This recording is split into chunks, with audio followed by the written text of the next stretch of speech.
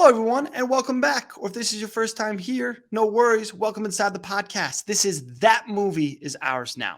That's Spider-Man. That's a one-handed Morgan Freeman bobblehead, and my name is David Sugarman. That Movie Is Ours Now is a podcast all about talking to interesting people about the movies that have shaped, affected, impacted their lives in some way, big or small. If you missed our introductory episode, no worries at all. We will leave the link to go watch and or listen to that in the description below this podcast. So today we've got our first guest. This is where the fun begins. Our director of sports media at Indiana University, my alma mater, go Hoosiers, had to rep the proper gear. Dr. Galen Clavio. Now, when he comes on here in a moment, I'll let him explain to you what a director of sports media actually does. What would you say you do here?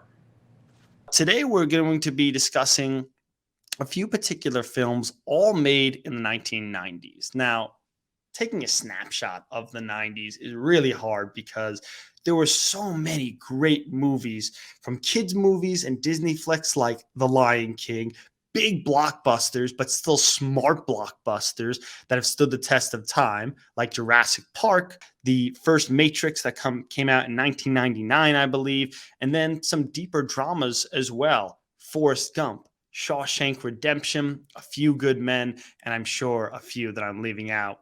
Feel free to slide into my DMs about some of your favorite films of the 90s and ones that you feel maybe offended that I left out.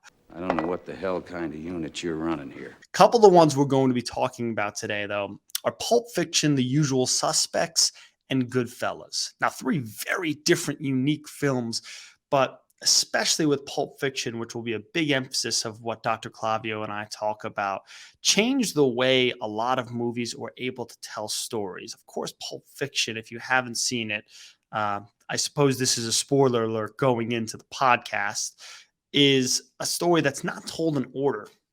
And oftentimes it does feel like audiences maybe aren't given enough credit. We're pretty smart, right? We can follow a story that isn't always beginning, middle, end, A, B, C.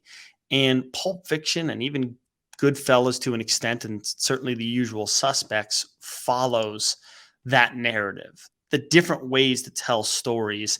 And also rooting for characters, or at least enjoying characters that aren't necessarily the most savory of people. They're going to do some things and say some things that normally you might not agree or jive with.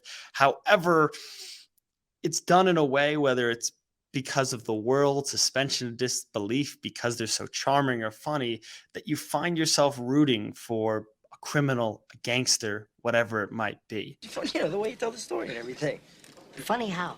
So we'll dive into all the things that made those movies so interesting, so important, how they affected a younger teenage Dr. Clavio to where he is now as a director, like we said, of sports media at a major university at Indiana. And I'm not just tooting my own horn, but I like to think the Hoosiers do a pretty good job over there. And we'll also talk about how that affects his day-to-day and his career as he's trying to teach students to get people's attention through storytelling, whether that be writing or broadcasting or doing things on social media. There's so many different ways to tell stories now, and unique ways similar to how these films did that. So without further ado, we're going to get into it. We had a blast in this conversation. Like I said, lots of Pulp Fiction, lots of Goodfellas, some Usual Suspects as well. Episode 1 of That Movie Is Ours Now. Let's get rolling.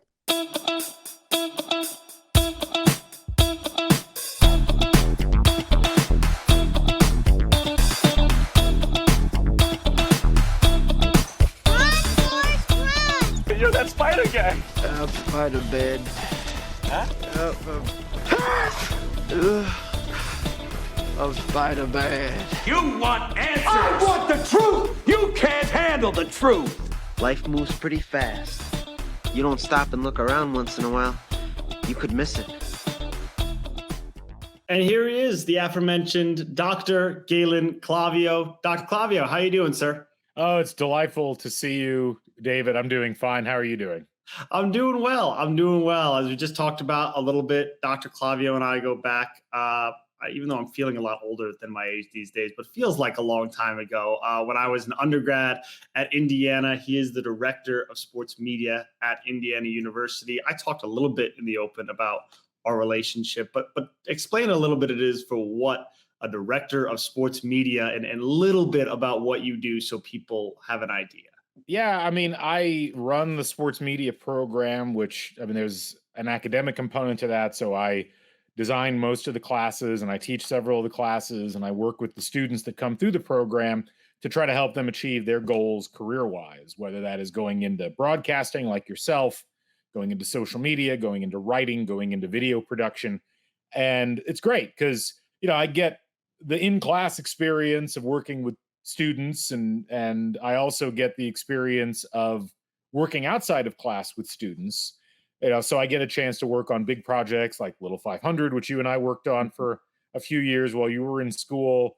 I get a chance to, work with alumni. We have so many great alums that are working in the industry, yourself included, and so from my perspective, it's a great job because I get to interact with a lot of cool people who go on and do wonderful things. And it's at this point, I've been doing it for over 10 years. So we've got like a nice family atmosphere, not just in the program with the current students, but with the people that have come through before. I was really interested when we were first talking about this, and you said some of your favorite movies: Usual Suspects, Goodfellas, Pulp Fiction, which I watched for the first time yesterday, getting ready for this one. And the thing that struck me the most, first of all, we knew we had a professor-student relationship, so I didn't hear these words out of your mouth a lot. But just so you know, the average F-word usage in those movies is about 220. So I don't know if that says anything about you. Well, it says I do occasionally will let loose with a swear word. Although it's funny, podcasting wise, I've had this show called Crimson Cast for a long time, which is basically an IU basketball and IU football podcast. And I don't swear that often, if at all, on Crimson Cast. That's my partner, Scott. And to the point that I have to beep him out. And frankly, a lot of that comes from my broadcasting days, David, where I used to try to impress my interns because during ad breaks for hockey games, I would just start cussing like crazy during the ad break. And they would start looking at me like, oh, is he going to do this on air? And then, the light would come on, we'd get back on air, and it would be, PG at worst language from that point forward. And they're like, how do you do that? It's like, there's just a switch that you turn on and off. Take us back, to around where you were and why those movies made such an impact on where you were in your life as a, I won't place you age-wise. I'll let you. No, it's okay. I think that placing me age-wise is really important in that sort of conversation, because I remember going to see Pulp Fiction with my dad.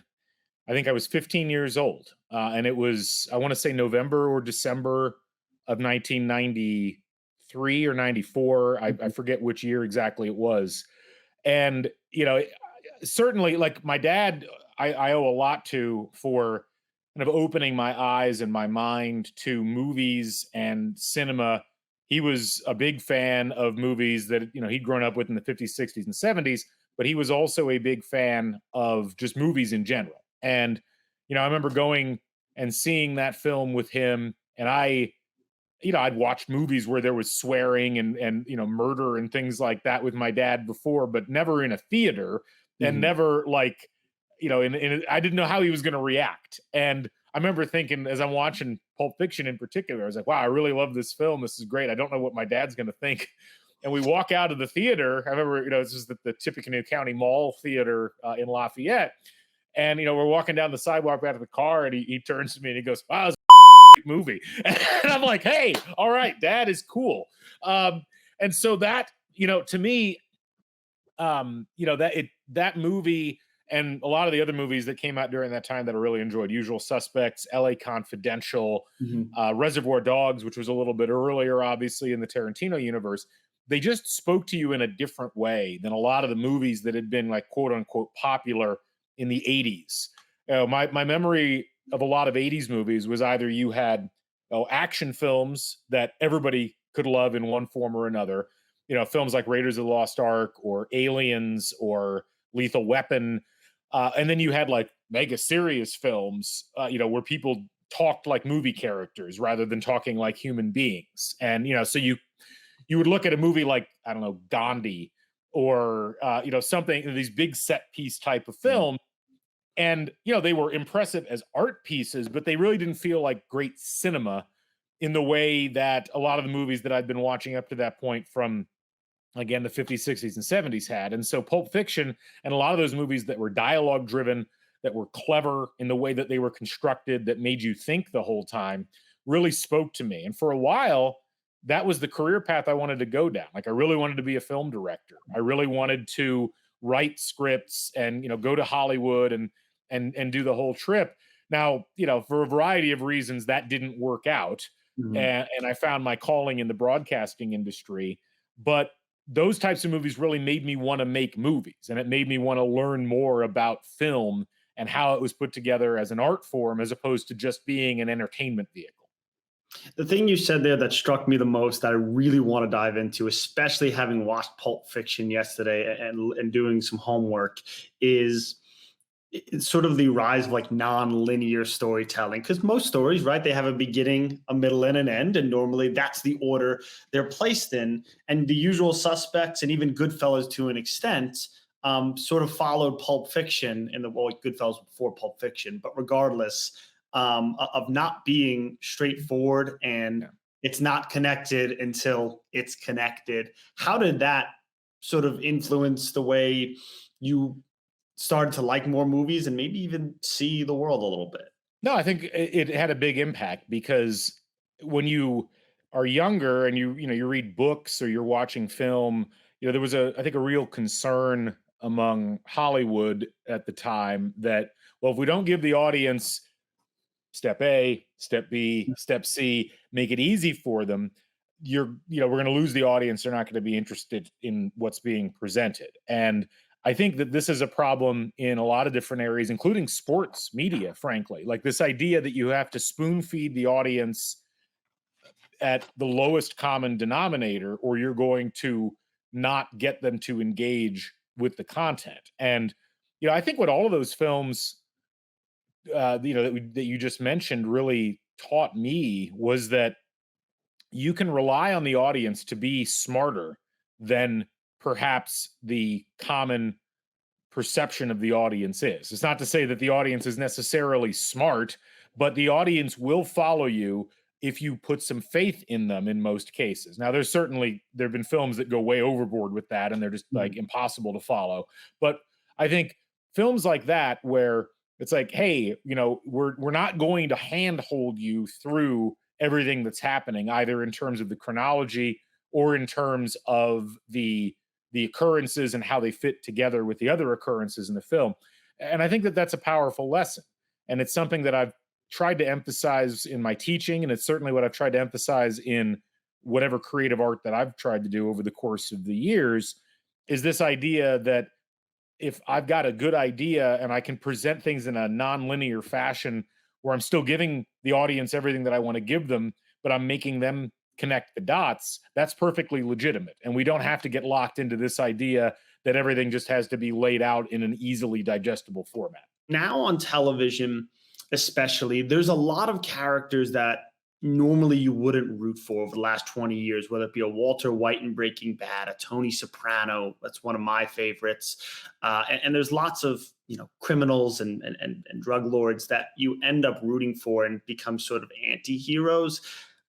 A film like Pulp Fiction and Goodfellas and films like that, where you root for characters that you normally wouldn't, how much did those films of the 90s kind of change that a little bit, in that you could now root or identify with a character who does bad things and says bad things, but for some reason you're rooting for them or you're in their side? Well, look, I think it's a seductive method of storytelling. And I think it's a generational thing. I mean, if you go back and look at the history of cinema, you see a lot of this popping up in the 40s and a little bit in the 50s, and then definitely into the 60s, where you had non-traditional characters You didn't have certainly you've always in every era, you've got your leading man characters or your leading woman characters now who are the traditional archetype hero. I mean, we just like, if you've seen Top Gun Maverick, that's that type of a movie, but that was what the 80s were largely about, was celebrating these big hero types that were clearly the good person and there were clearly bad people, even if they weren't necessarily named. But I think, the 90s were really dominated in terms of the art that acted like the movers and shakers of the art world, in that Gen X, which was really coming of age at that point, and you were starting to see younger Gen X directors really starting to flex their muscle. That aesthetic, that generational aesthetic of the anti-hero or the unreliable narrator, was suddenly back in vogue, whereas it hadn't been for about 30 years at that point. And that, I think, really made a difference at that point in terms of, well, we don't just have to have the same people that we're rooting for over and over again. We can shift that a little bit. And I think it ebbs and flows. It's fascinating to me because really the last 10 years have been so dominated by superhero films and the Marvel character universe. And, those are, to a large degree, not exclusively, but they are largely driven by a very traditional hero versus villain archetype from a narrative perspective. And now I think we're starting to see things swing the other direction. And you're starting to see this new generation, like Gen Z, as they start to come in to the mix and they have their own ideas. I liken them a lot more from a mentality perspective to what Gen X brought to the table. Whereas like millennials, I think you could really attach more to like how baby boomers started to view things, where it was a little bit more focused on this idea of, let's have good and let's have evil, and let's have something we can celebrate and something that we can cheer against throughout the course of the film. So, again, I just think it's a cyclical deal. And I think that ultimately if you look over the long expanse of not just movies, but also like prestige television, I think that's the kind of thing that you're going to see these ebbs and flows of as time goes by. And so, a film like Goodfellas is fascinating because it's not really, it's like the Godfather 20 some years earlier, where it's not glorifying the mob, even though you could look at it and say, well, it's clearly like celebrating. It's like, no, it's essentially highlighting the excess. It's highlighting how there are consequences for these things. And there's consequences for living this way. I mean, the last 30 minutes of Goodfellas is A, compelling as hell from a filmmaking perspective, but B, you're at the end of it, you're like, God, everybody got wiped out essentially in this film. And so that to me is just as important as kind of the anti-hero stuff, because if you just take it on the surface level, it's one thing, but if you really start to dig into what the narrative actually means, it starts to paint a completely different picture. When you mentioned earlier about, they seem to look these films seemed a little bit more human and the world they're in. How much did that part of it affect you? That yes, they're gangsters and they're hitmen and they're bad people, but they were also human and made really sloppy, for comedic effect at times, mistakes. Yeah, no, I think it's important because, I remember when I had, looking at what my friends in high school liked, they watched Reservoir Dogs, same as I did. They celebrated the whole like heist, like a bunch of criminals getting together and having coffee and then going and sticking up a jewelry store thing, like it was something to be celebrated, to be, the whole. Okay, so this is, I guess, weird about me. I find movies about criminals to be really dull because I find criminals as a subject matter to be really dull. I'm not really inspired or excited about hearing about criminals or seeing what criminals are doing. So like a lot of heist films, I'm just kind of really bored, or like, taking mid-90s films like Carlito's Way or something like that. It's like, at the end of the day, unfulfilling to me because there's nothing really learned, and I don't find the character, particularly compelling or anything like that. Whereas something like Goodfellas, I find compelling, purely from an aesthetic perspective, because it's just a tremendous bit of cinematography. It's a tremendous bit of directing and writing. But I also find it fascinating because, as you said, it contextualizes criminals and crime within where it is in society, which, while glorified in the movies, oftentimes in reality is pretty grimy. Like, you read enough you read the history of, the New York Mafia, or you read the history of some of the, the heists or things that have happened over time. You read like Bonnie and Clyde is a great example. Like that's a lionized couple, on the run, robbing banks left and right, and eventually meeting their end, in a shootout on a highway. You actually read the background of Bonnie and Clyde, and this was like a desperate group of people. I mean, they didn't have enough money to eat. They're constantly miserable.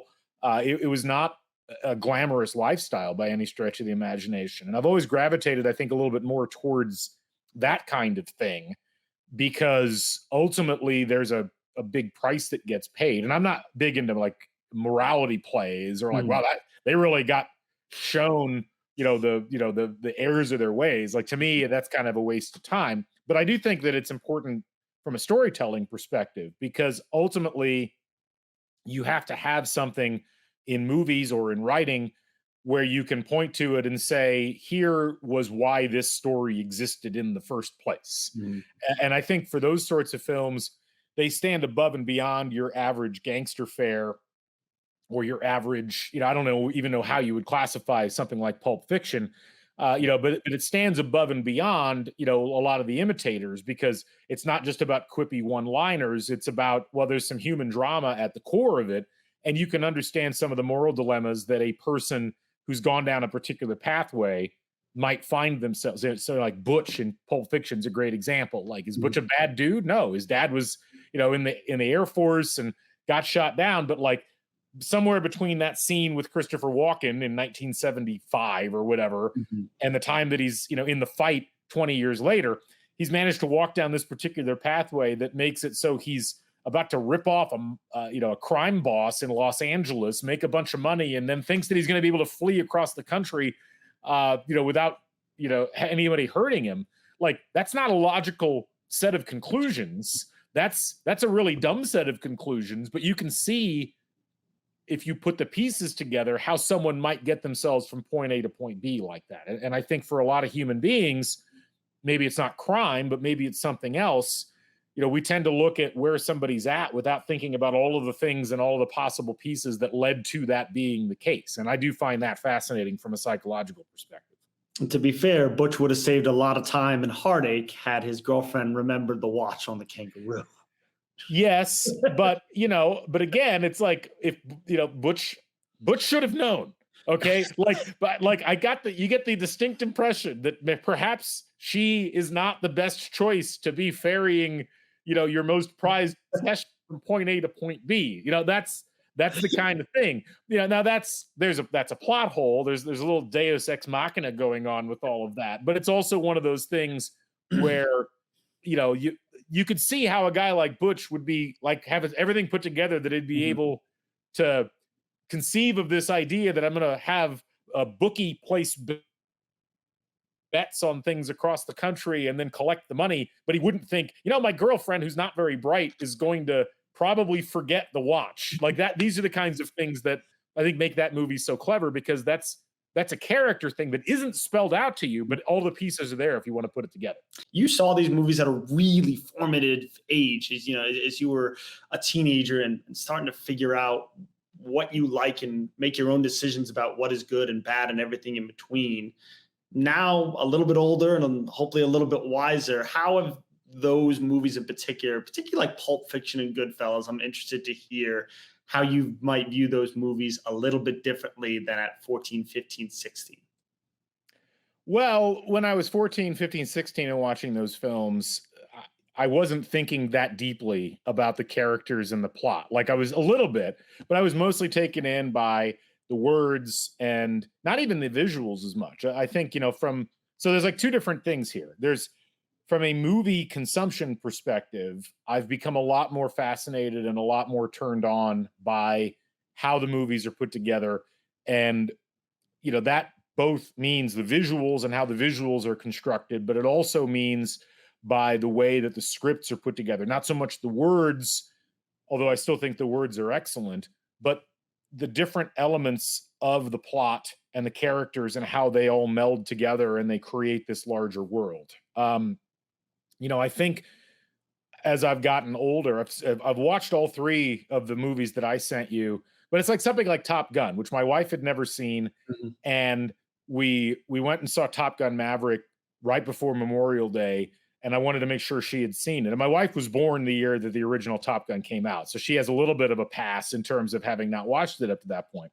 But it was interesting going back and even watching that film to see if it resonated differently. And I think what resonated differently as what, I'm 42, I guess now, between that and when I first or the last time I watched Top Gun, I was probably about the same age, 13, 14 years old, now I start to look at characters as not just delivering lines, but representing archetypes and representing types of people rather than necessarily just being a character in a film, and what that might have meant at that time period and now what it means to me later. So something like Pulp Fiction, I think, is great storytelling. To me, I watch Pulp Fiction and it very much feels like a product of a moment. I don't think you could make Pulp Fiction today. I don't even think you could have made Pulp Fiction 5 years after Pulp Fiction came out, because so much of what made Pulp Fiction an amazing movie experience loses its impact after you've seen it a couple of times and you're not guessing. Usual Suspects is the same way, where it's like once you know what the twist is at the end of The Usual Suspects, the next time you watch it, it's not as impressive. So, I think for me, there is a bit of a gradual maturity, but I now look at these movies as a continuum. When you watch something at age 14 or 15, you're not that cognizant of what's come before, and nothing comes after. Like, that is the present. And so you don't think about it as part of a continuum. You think about it as the end point of everything that's happened that up to that stage. Now, literally almost 30 years later, I look at that as like, wow, in 1994, that movie came out.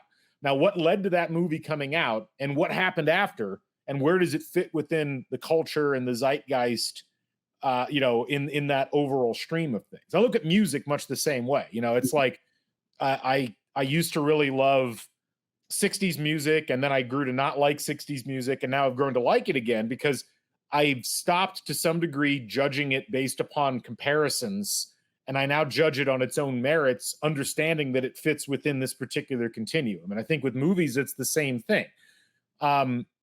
There's probably great movies that I've missed or haven't enjoyed over the last 15, 20 years because when I was watching them, I was expecting something that lived up to my expectations from what I'd seen when I was younger.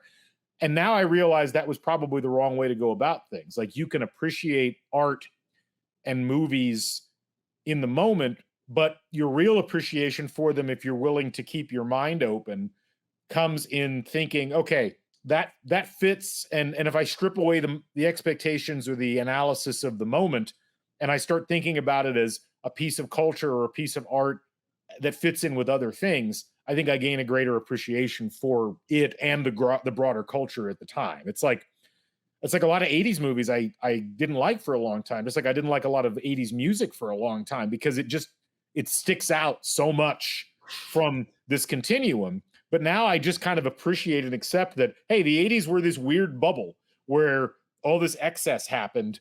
And if you just accept that and then you focus on the actual core of the entertainment product that's attached to it, I think it helps you to appreciate it a lot more. As someone who really appreciates a unique way of storytelling, and there's so many different ways to tell stories now on social media and through writing and other digital assets, how do you try and implore some of that unique storytelling to your students to try and get them to take some risks and stand out and go against the grain a little bit, the way some of your favorite films definitely did? It's tough in student media because I think, to me, like Quentin Tarantino couldn't have made Pulp Fiction without having written 3 or 4 movies before that, without having directed Reservoir Dogs, without having had the kind of those baby steps experiences to get to where that movie led. And it's funny because like you flash forward to like Jackie Brown, which is the next one, and that's not set up like Pulp Fiction. And it was disappointing to a lot of people who went in expecting Pulp Fiction too. But I actually think that that's one of his better films because he doesn't try to top what he did with Pulp Fiction in terms of the art form. He tries instead to tell a story using a relatively linear format. You know, it's tough because for a lot of students, they're not that advanced yet in terms of conceiving the story and conceiving the idea. For most people, when they're 17, 18, 19, 20, 21, even into their early to mid 20s, it's really about imitating popular formats of entertainment that are happening at that moment in time. So what I try to do with that is talk to people about, okay, let's look at a popular documentary, because that's, you know, documentaries and television shows are kind of the currency that I think most people would go after at this stage. So what makes a Drive to Survive good? What makes a, you know, like a mini series or something that you would see on HBO good? What makes the, you know, the like Winning Time or something like that good? And a lot of it is understanding that there's more to telling a story than just, oh, this person might be interesting or this thing might be interesting, let me talk about it.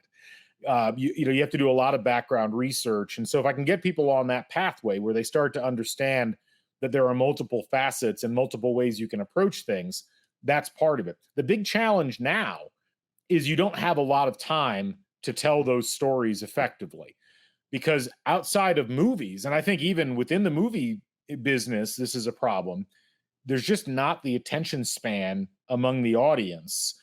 You know, you can't even get people to watch videos necessarily that are longer than 2 minutes unless you're going to go for something that's like really big.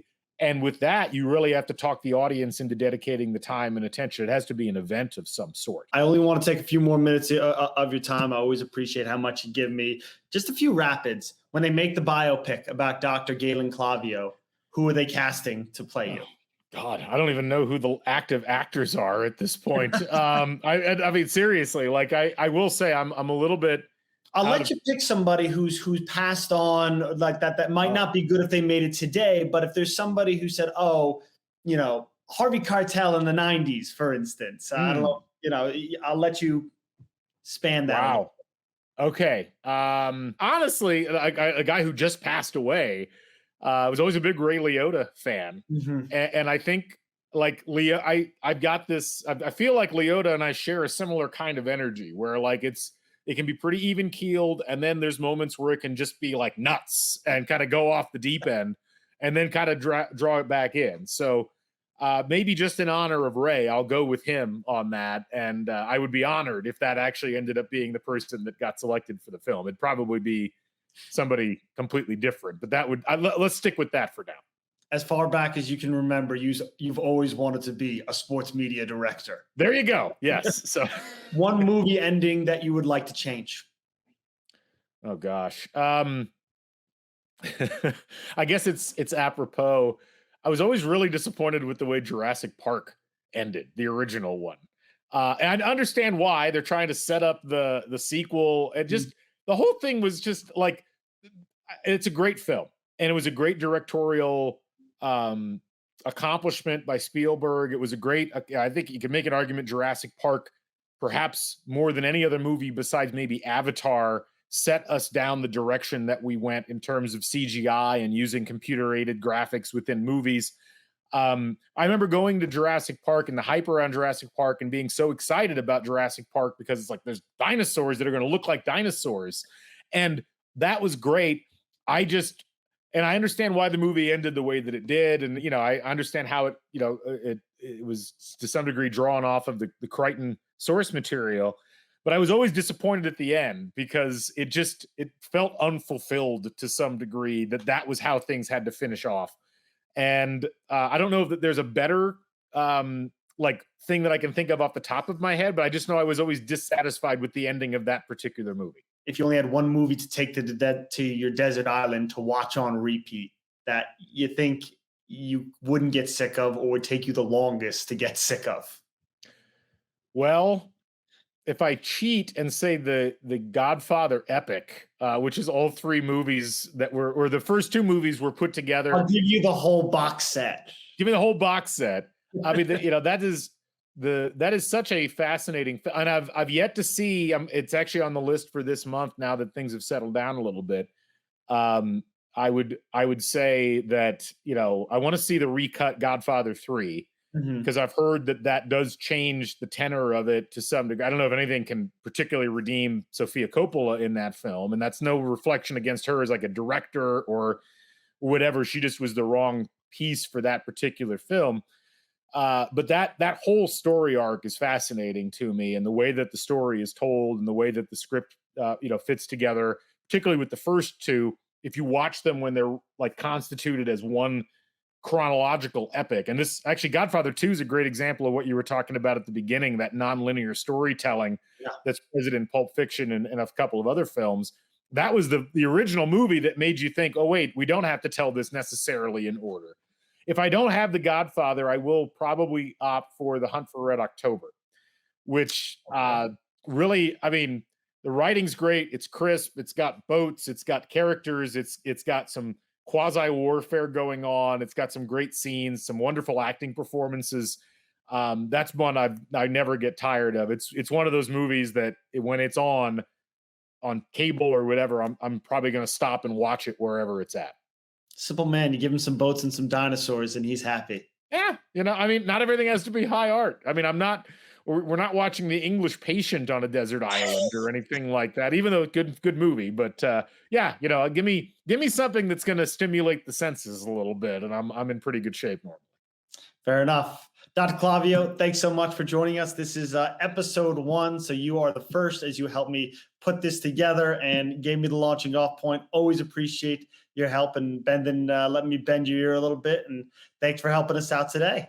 Thank you, David. Enjoyed it.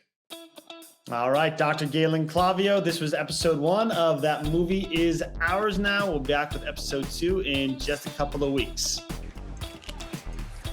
Guess I'll see you in the movies.